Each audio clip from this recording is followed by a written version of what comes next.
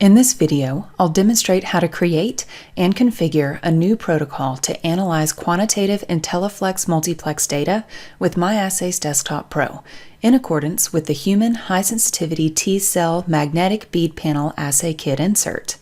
I have an example dataset collected using the Luminex Intelliflex system and exported as a single-plate CSV file. For more information on how to export data from Intelliflex to be compatible with MyAssays Desktop, please see the associated video. Opening the file, we can see we have the plate name field, followed by the plate geometry, some additional columns containing metadata like the panel name and operating system, followed by the sample IDs, well location, well type, and finally the analyte names followed by their median and count values. This data can be automatically imported into MyAssays Desktop. Within the MyAssays Desktop Explorer, I'll select the new protocol wizard. Because this is a multiplex assay, I'll select the Create Multiplex Assay checkbox and the option that my data is in a file or spread across multiple files. Next, I'll browse for and select my measurement file, and leaving the Automatically Import Measurement Data checkbox selected, I'll press Next. On the next step, we can see the data has been successfully imported. The median and count values are imported as two separate matrices, and we can view the different analytes by toggling the Analyte drop-down box. Any metadata included in the measurement file has also been imported and appears on the Meta tab. Here we can see the panel name and operating system. Next, we can select the sample types used in our assay. For this assay, a blank or background sample, standard samples, unknown samples, and control samples are used. Next, we can specify the plate layout used in our assay. In my case, the blank sample is contained in wells A1 and A2, followed by 7 standards in columns 1 and 2 with horizontal replicates. Unknowns 1 through 38 are also in horizontal duplicates filling wells A3 and A4 through F11 and F12, followed by 2 controls also in duplicate. We can select from existing layouts, edit one of the existing layouts, or create a new layout from scratch. For more information on the plate layout editor, please see the associated video. I'll select this layout and press Next. On the next step, we can review the data imported with a plate overlay.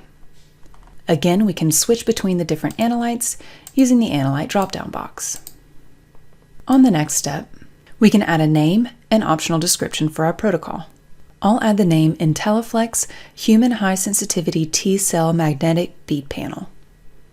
And on the final step, we can review the protocol configuration summary and press Finish to launch the protocol. On our report, here we can see the median and count values for each of the analytes. We can separate these tables by analyte by navigating to the Properties, Report tab, and selecting the sample table element. Here I'll add the title Analyte Name surrounded by curly brackets, which will use the imported analyte names as the title of the sample table. And I'll add the same for the sheet name. Let's recalculate. Now on our report, you can see the sample tables are located on analyte-specific sheets. Now let's configure the calculations. The first step of the data analysis is to perform a blank correction.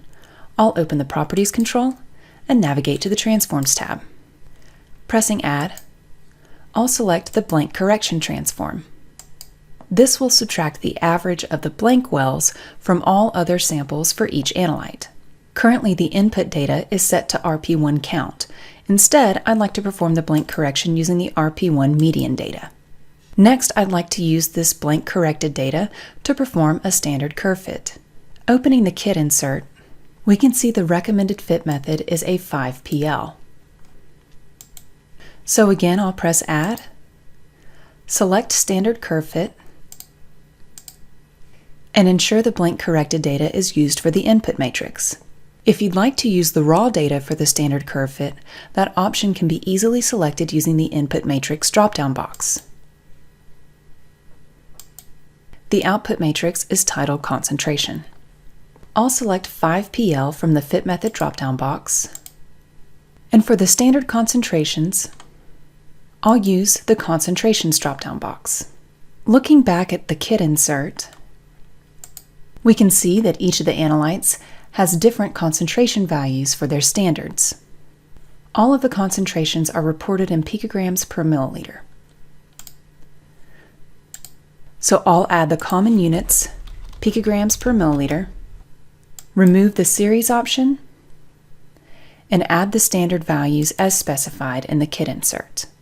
Now that I've added all the standard concentrations, we need to multiply the concentration results by a factor of 2.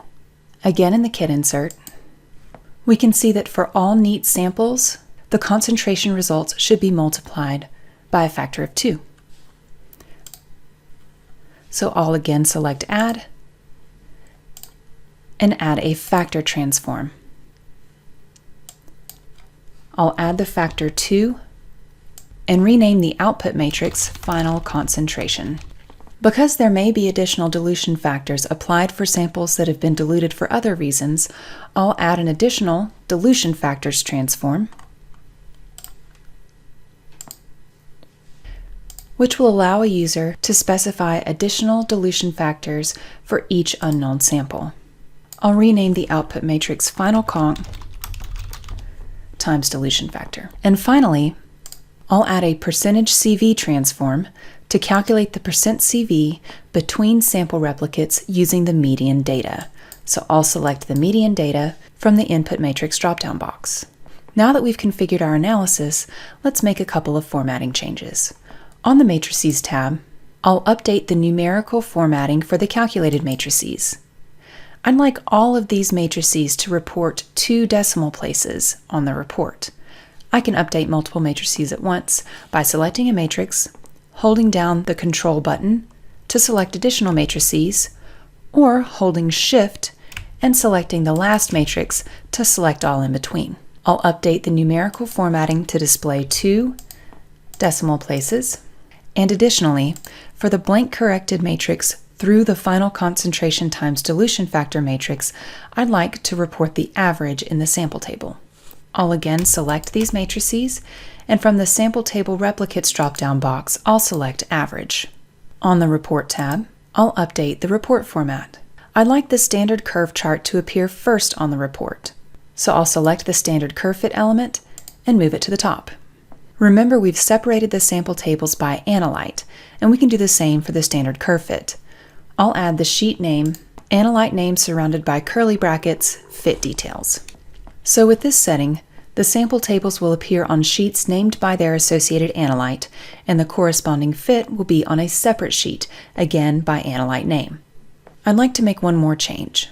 I want the curve chart and the curve data table to appear directly above my sample table. So to do that, I'll open the XML tab and scroll down to the report element. Next to the chart and curve data table, I'll add the sheet name, analyte name.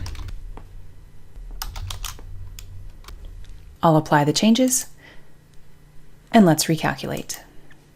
Now on our report, we can see our information has been separated into sheets by analyte and their associated details.